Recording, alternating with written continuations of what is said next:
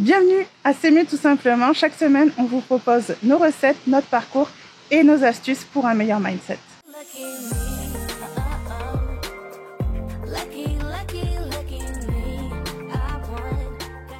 Traditionnellement, lors du temps des récoltes que l'on fête chez les païens avec le sabbat Lunasa, on profitait d'avoir la récolte de blé pour pouvoir faire un pain au lait. Aujourd'hui, pour fêter Lunasa et honorer la nature et nos ancêtres, je vous propose une recette très simple de pain au lait qui va être pétri à la main et cuit en cocotte. Ce qui est important avec cette recette de pain au lait, c'est que c'est une recette qui est assez versatile. C'est-à-dire que vous allez pouvoir manger une tranche de pain au lait avec un plat salé comme notre soupe repas que nous avons développé spécialement pour le temps des récoltes, qui est également dans le magazine. Je vous mets dans le petit i le lien vers la vidéo pour cette. Mais ce qui est intéressant, c'est qu'elle peut être aussi utilisée en version sucrée. Donc vous pouvez très bien faire griller une tranche de pain au lait, y mettre du beurre fermier et une confiture maison, et ça vous fait un petit déjeuner dominical et familial à se rouler par terre. Surtout, prenez le temps de pétrir à la main ce pain. Vraiment, ça nous permet de nous reconnecter avec la nature, de nous reconnecter avec la nourriture,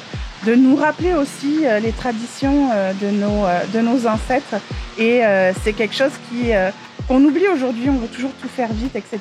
Mais ça va vraiment développer un goût, et le gluten va permettre d'avoir vraiment un pain brioché, un pain avec des saveurs beaucoup plus développées. Si vous désirez avoir plus d'informations sur la fête, le sabbat Lunasa, donc la fête du temps des récoltes païens, je vous invite à suivre le lien en description pour télécharger notre magazine trimestriel gratuit dont le dossier Lunasa est à l'honneur. N'hésitez pas aussi à vous abonner pour pouvoir voir les autres recettes que nous avons développées pour ce magazine et que vous allez découvrir dans les prochaines semaines. Sans oublier la vidéo que nous avons fait sur notre autre chaîne Aventure d'une famille geek, où on vous montre comment fabriquer une poupée de maïs. Que ce soit pour des recettes ou les DIY, ce sont des belles traditions à perpétuer en famille tous les ans. J'arrête de parler et je vous laisse avec la recette. Pour commencer notre pain au lait spécial Lunasa, on va tout d'abord activer notre levure. Alors moi j'utilise de la levure sèche. Vous pouvez utiliser donc 8 g de levure sèche, donc 2 cuillères à café, ou 20 g de levure fraîche. Donc je vais ajouter 2 cuillères à café de levure dans mon lait. Donc mon lait a été tiédi. C'est vraiment important qu'il soit à peu près à 37 degrés. Moi, je l'ai fait tiédir au Thermomix pour être sûr d'avoir la bonne température. Et je vais y ajouter une cuillère à café du miel qu'on va utiliser dans la recette.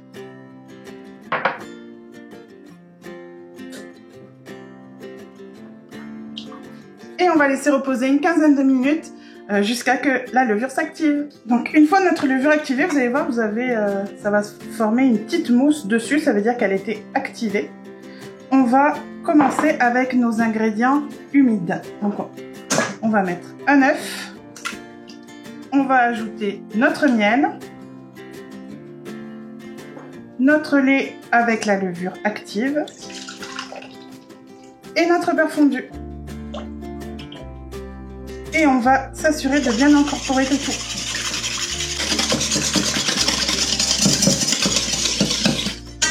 Une fois que le tout est incorporé, on va venir rajouter notre farine tamisée petit à petit. Donc pour la farine, on l'a tamisée. Si vous n'avez pas de tamis, vous pouvez également la fouetter avec une fourchette ou même avec un fouet. Faites attention parce que ça revole partout là. Mais ça vous permet d'aérer et de vous assurer qu'il n'y ait pas d'amas et donc de grumeaux qui vont se former. Donc on va y aller demi-tasse par demi-tasse. Alors c'est pas obligé d'être une demi-tasse complète là, où c'est vraiment pas une science exacte. L'important c'est de vraiment y aller doucement et de ne pas avoir d'amas de pâte non voulu. Donc petit à petit on va créer notre pâte.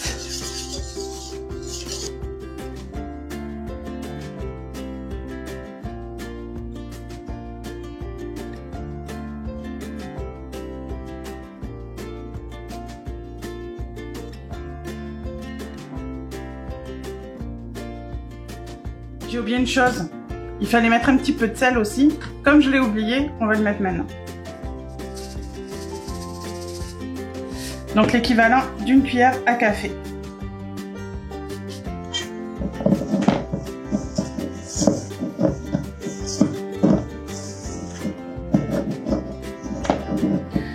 ma pâte commence à être trop dure pour mon fouet, je vais commencer à mettre les mains.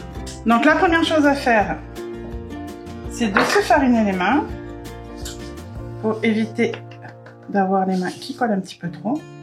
Et on va continuer à ajouter notre farine.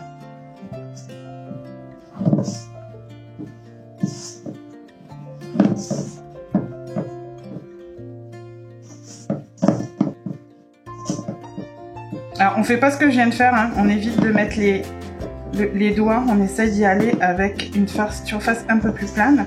Alors si votre bol est pas trop haut, allez-y avec la paume de la main, autrement allez-y avec le poing.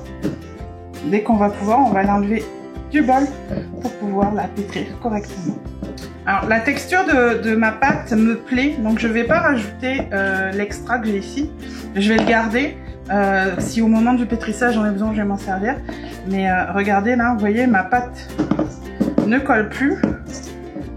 Elle est très malléable et je ne veux pas mettre trop de farine. Donc ça arrive selon le type de farine, selon la grosseur de votre œuf, selon plein de choses. Exemple, le lait écrémé va avoir plus d'eau ou d'humidité. Enfin, il peut y avoir plein de choses qui font que votre pâte, vous n'allez pas avoir besoin de toute la farine. Donc, je reviens pour le pétrissage. Donc, on va pouvoir commencer le pétrissage. Alors, d'habitude, vous me voyez avec mon Thermomix. Je fais beaucoup de choses avec le Thermomix. En temps normal, je l'aurais pétri au Thermomix. Sauf que pour Lunasa, on est dans la fête des récoltes, on est dans les intentions. Donc, on va mettre du travail et on va mettre de la sueur pour avoir notre pain au lait. Et ça va nous permettre aussi de prendre du temps pour nous, de réfléchir, de s'évader et de fêter Lunasa dignement. Donc pour pouvoir pétrir, on va faire un geste très simple, c'est-à-dire qu'on va prendre la paume de la main, on va doucement mettre notre paume et appuyer, on va ici, excusez-moi, je vais rabattre la pâte, on va la remettre vers nous et on va faire la même chose. Et on va continuer jusqu'à qu'on ait une pâte pétrie correctement.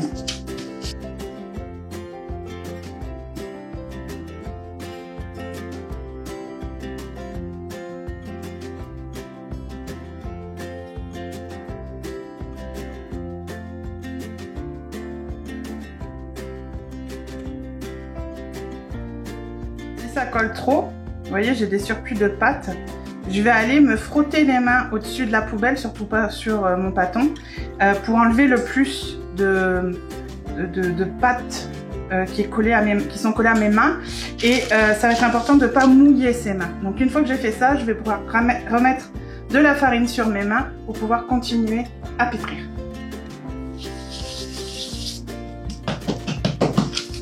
Je vais en profiter pour en mettre aussi sur mon papier sulfurisé qui me fait suer depuis tout à l'heure. Et on est reparti.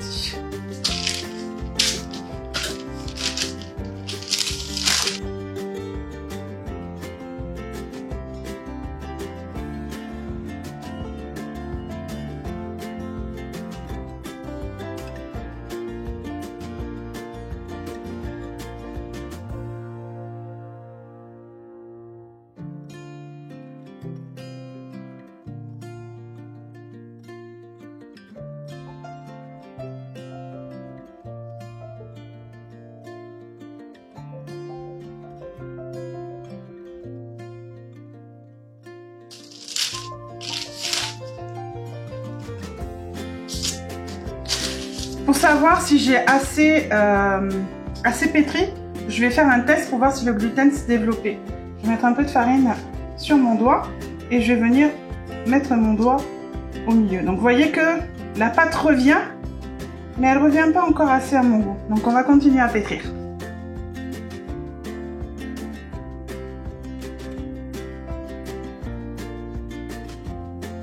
Je farine un petit peu mon doigt. Ça revient un petit peu mieux. Vous voyez, ça revient bien. Vous pouvez pétrir encore peut-être 1 ou 2 minutes. Je pense qu'on est pas mal. Donc je vais chercher ma cocotte et on va pouvoir enfourner ce beau bébé.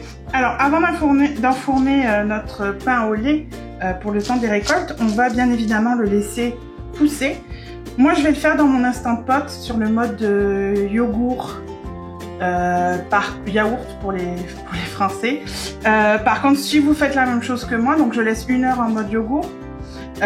Si vous le faites la même chose, surtout ne mettez pas le couvercle de l'Instant Pot, mais mettez plutôt une assiette ou moi je mets souvent une planche à découper en verre parce que si vous mettez votre couvercle d'Instant Pot, malheureusement vous ne pourrez plus l'ouvrir parce que le fait que la pâte monte, elle va venir remonter le bitonio qui va dire à l'Instant Pot qu'il est en pression. Donc vraiment faites attention. Si vous n'avez pas d'Instant Pot, vous pouvez bien évidemment le mettre dans un saladier, le couvrir d'un torchon propre et le mettre dans un endroit qui est quand même relativement chaud. Donc près d'une fenêtre en été ou près d'un radiateur en hiver. Et voilà, notre première pousse est faite. On va pouvoir dégazer notre pâte. Donc pour dégazer, on met notre poignée et on enlève toute l'air. Alors ça peut paraître contre-intuitif, mais si vous enlevez l'air, votre pâte va beaucoup mieux monter après. Donc on va pouvoir sortir la pâte. Hop. On va hop, la reformer. Alors pour former une boule, on prend toujours la pâte, on fait un creux et on rabat la pâte.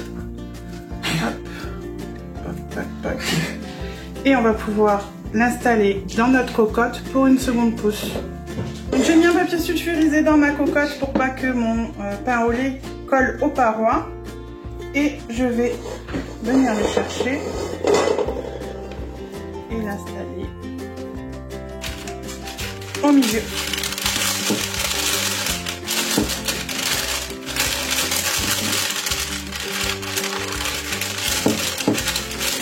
Je vais fermer ma cocotte et je vais le laisser encore 1 heure levé dans la cocotte. Surtout, vous n'allumez pas votre four. La cuisson du pain au lait dans la cocotte va se faire avec le four en départ à froid.